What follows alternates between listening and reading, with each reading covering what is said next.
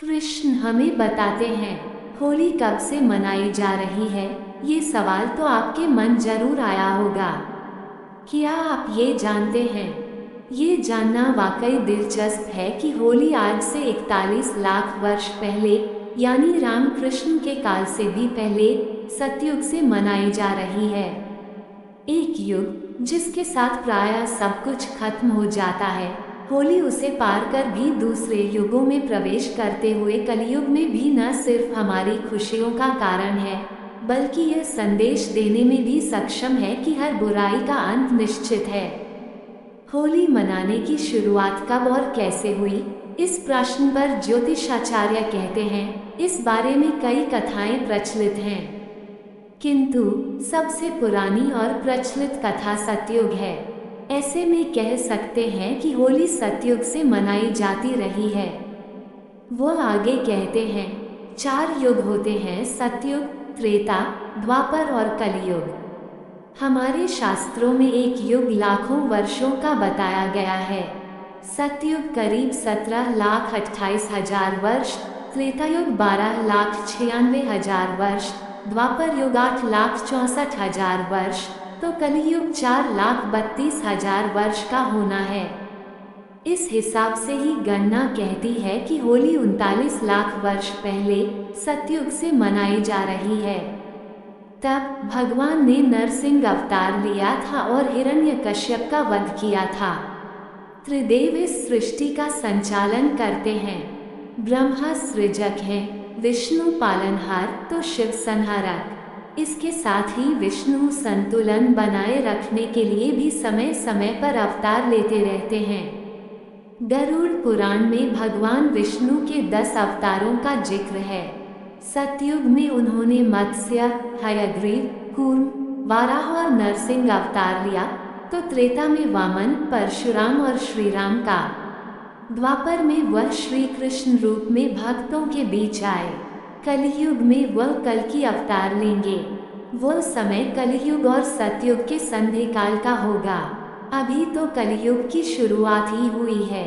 प्रभु अपने सभी अवतारों में दुष्टों का संहार करते हैं, तो अपनी लीलाओं से जीवन जीने का तरीका भी सिखाते हैं। होली का त्योहार भी कुछ ऐसा ही है, जिसका आरंभ सतयुग में भगवान के नरसिंह अवतार के समय हुआ। सतयुग में एक अति पराक्रमी दैत्य राजा था हिरण्यकश्यप। हिरण्यकश्यप के भाई हिरण्याक्ष का भगवान विष्णु ने वराह अवतार लेकर वध किया था। इस कारण हिरण्यकश्यप उन्हें दुश्मन मानता था। हिरण्यकश्यप का विवाह कयाधु से हुआ, जिससे उसे प्रहलाद नामक पुत्र की प्राप्ति हुई। हिरण्यकश्यप ने मनचाहे वरदान के लिए ब्रह्मा की तपस्या शुरू की। इस दौरान देवताओं ने उसकी नगरी पर आक्रमण कर दिया और वहां अपना शासन स्थापित कर लिया। उस समय देवर्षि नारद मुनि ने कयाधु की रक्षा की और अपने आश्रम में स्थान दिया। वहीं पर हिरण्यकश्यप के पुत्र प्रहलाद का जन्म हुआ। देवर्षि नारद मुनि की संगत में रहने के कारण प्रहलाद भगवान विष्णु का भक्त बन गया। उधर कई वर्षों तक तपस्या के बाद हिरण्यकश्यप को ब्रह्मा ने दर्शन दिए। हिरण्यकश्यप ने वरदान मांगा कि मेरी मृत्यु मनुष्य या पशु के हाथों न हो, न किसी अस्त्र शस्त्र से, न दिन व रात में, न भवन के बाहर और न ही अंदर, न भूमि न आकाश में हो मेरी मृत्यु हो। कुल मिलाकर अपनी समझ में उसने अमरता का वरदान मांगा। ब्रह्मा ने उसे यह वरदान दे दिया, किंतु इसके बाद वह निरंकुश हो गया। वह ऋषि मुनियों की हत्या करवाने लगा और स्वयं को भगवान घोषित कर दिया। किंतु स्वयं उसका पुत्र प्रहलाद विष्णु भक्ति में लीन रहता। ये बात हिरण्यकश्यप को पता चली तो वह गुस्से से फट पड़ा। बार बार समझाने के बाद भी प्रहलाद ने जिद नहीं छोड़ी तो उसने उसे मारने का फैसला कर लिया। हिरण्यकश्यप की एक बहन थी होलिका। होलिका को भी भगवान ब्रह्मा से एक वरदान मिला था, ये कि उसे अग्नि नहीं जला सकती। हिरण्यकश्यप ने होलिका को कहा कि वह प्रहलाद को अपनी गोद में लेकर अग्नि में बैठ जाए ताकि प्रहलाद भाग न सके और वह उसी अग्नि में जलकर खाक हो जाए। होलिका ने किया तो ऐसा ही, किंतु वह खुद भस्म हो गई और प्रहलाद बच गया। कहा जाता है कि होलिका के एक वस्त्र में न जलने की शक्तियां समाहित थीं, किंतु भगवान विष्णु की कृपा से चली तेज आंधी से वह वस्त्र होलिका से हटकर प्रहलाद के शरीर से लिपट गया था। होलिका के जलने और प्रहलाद के बच जाने पर नगर वासियों ने उत्सव मनाया, जिसे छोटी होली के रूप में भी जानते हैं। इसके बाद जब ये बात फैली तो विष्णु भक्तों ने अगले दिन और भी भव्य तरीके से उत्सव मनाया। होलिका से जुड़ा होने के कारण आगे इस उत्सव का नाम ही होली पड़ गया। उधर हिरण्यकश्यप ने प्रहलाद को मारने के लिए उसे एक खंभे में बांध दिया। वह प्रहलाद को मारने ही वाला था कि भगवान विष्णु खंभा फाड़कर नरसिंह अवतार में प्रकट हुए। उन्होंने हिरण्यकश्यप को उसके भवन की चौखट पर ले जाकर संध्या के समय अपने गोद में रखकर नाखूनों की सहायता से उसका वध कर दिया। इस तरह ब्रह्मा का वरदान भी नहीं टूटा और आतताई का अंत हो गया। भगवान को भक्त प्रहलाद को उसका उत्तराधिकारी बना दिया। सबसे प्रचलित कथा सतयुग में होलिका दहन की ही है, लेकिन बाद के युगों में भी ये उत्सव अलग अलग समय पर मनाया जाता रहा और इससे अन्य कथाएं भी जुड़ती गईं। होली की एक कहानी कामदेव की भी है। पार्वती शिव से विवाह करने के लिए उनकी तपस्या में लीन थी, लेकिन खुद ध्यानमग्न शिव ने काफी समय तक ध्यान नहीं दिया। ऐसे में कामदेव से रहा न गया और उन्होंने भगवान शिव पर पुष्प बाण चला दिया। ध्यान भंग होने से शिव को इतना गुस्सा आया कि उन्होंने अपनी तीसरी आंख खोल दी और कामदेव भस्म हो गए।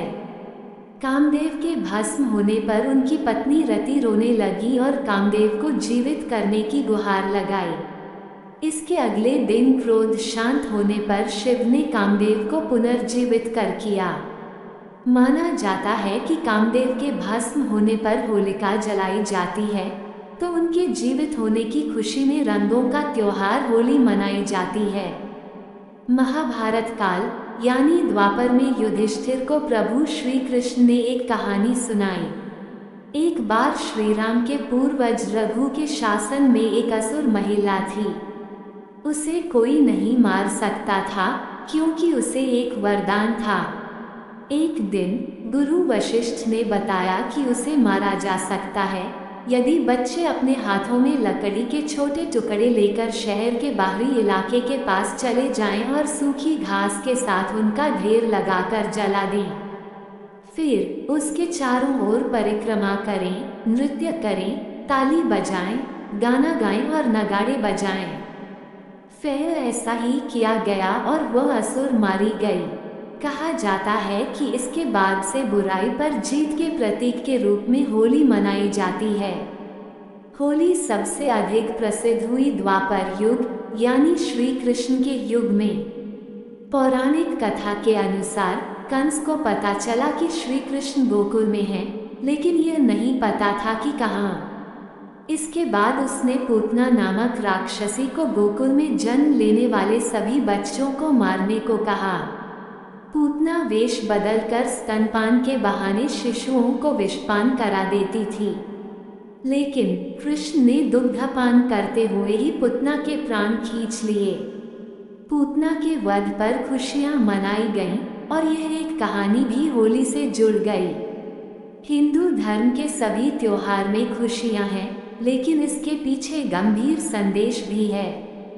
जैसे दिवाली अधर्म पर धर्म के विजय का प्रतीक है, वैसे ही होली भी है। इस त्योहार का स्पष्ट संदेश है कि घमंड अच्छा नहीं होता, ईश्वर से बढ़कर कोई नहीं होता। जो भी विधि के विधान को नहीं मानता, उसे कोई बचा नहीं सकता। जैसे होलिका या हिरण्यकश्यप वरदान के बावजूद भी मारे गए।